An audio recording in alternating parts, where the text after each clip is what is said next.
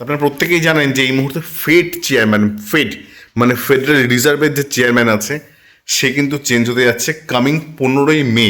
এবং 15ই মে যেটা হতে পারে যে আপনার পোর্টফোলিওতে ডিরেক্টলি ইম্প্যাক্ট করতে পারে, আপনার ফান্ড কমতে পারে বা বাড়তে পারে। তার কারণটা হচ্ছে একটাই, যে এর আগেতে এত রকম টাইপের ফেড চেয়ারম্যান এসছে, কিন্তু কখনো এরকম ফেড চেয়ারম্যান আমরা দেখিনি যে ডিরেক্টলি ক্রিপ্টোতে ইনভেস্ট করছে বা নিজে একটা সে পলি মার্কেট নিয়ে কোনো রকম সময় অনেক কিছু বলেছে, মার্কেটে নিয়ে অনেক রকম অনেক প্রেডিকশন করেছে।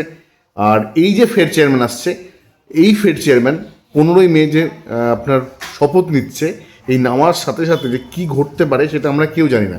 তো প্রত্যেককে একটা কথা বলা হচ্ছে যে এই মুহূর্তে যে যা পজিশন নেবেন একটুখানি সাবধানে নেবেন। তার কারণটা হচ্ছে যে ফেড চেয়ারম্যান একটা গুড মর্নিং বলাতে মার্কেট কিন্তু হিলে যায়। তো ন্যাচারালি এই ফেড চেয়ারম্যান কিন্তু ডোনাল্ড ট্রাম্পের খুব কাছের লোক, একদমই কাছের লোক, একদমই নিজের লোক।